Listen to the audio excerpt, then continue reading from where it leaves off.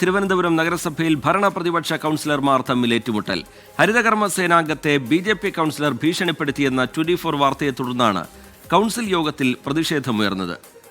പുന്നക്കാമുകൾ ward councillor Manju പി.വിക്കെതിരെ ഭരണപക്ഷം പ്രതിഷേധവുമായി എത്തിയതോടെ council യോഗം സംഘർഷത്തിലേക്ക് വഴിമാറി.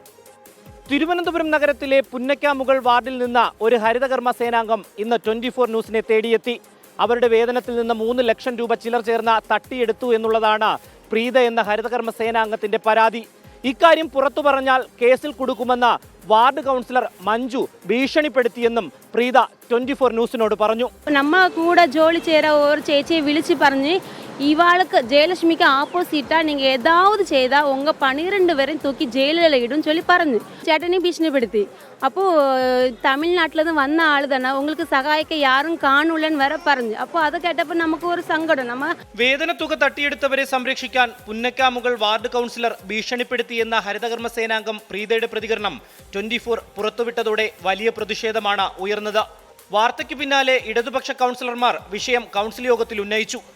24 വാർത്തയുടെ സ്ക്രീൻഷോട്ടുകൾ പ്ലക്കാർഡുകളായി ഉയർത്തിയായിരുന്നു ഭരണപക്ഷ കൗൺസിലർമാരുടെ പ്രതിഷേധം.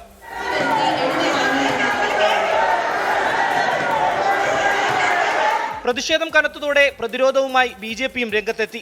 ഇരുവിഭാഗവും പ്രതിഷേധം കടുപ്പിച്ചതോടെ കൗൺസിൽ യോഗം സംഘർഷത്തിലേക്ക് കലാശിച്ചു. ബി.ജെ.പി. കൗൺസിലർമാർ മേയറുടെ ഡയസിലേക്ക് തള്ളിക്കയറി.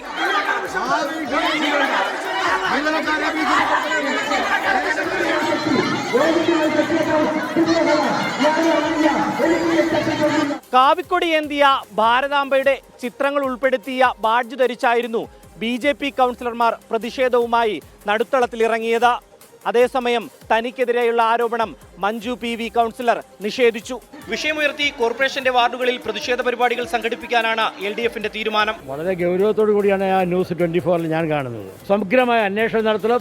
മറ്റു ബി.ജെ.പി. കൗൺസിലർമാരിൽ 34 കൗൺസിലർമാർ അവരുടെ വാർഡുകളിൽ ഇത്തരം വിഷയങ്ങൾ നടത്തിയിട്ടുണ്ടെന്ന് സമഗ്രമായ അന്വേഷണം നടത്തണം. ഹരിതകർമ്മ സേനാംഗങ്ങളുടെ പരാതി മേയർ പോലീസിന് കൈമാറി. മറ്റു വാർഡുകളിലും ഇത്തരത്തിൽ പണത്തട്ടിപ്പ് നടത്തിയോ എന്ന് അന്വേഷിക്കുമെന്നും മേയർ കൗൺസിൽ യോഗത്തിൽ അറിയിച്ചു.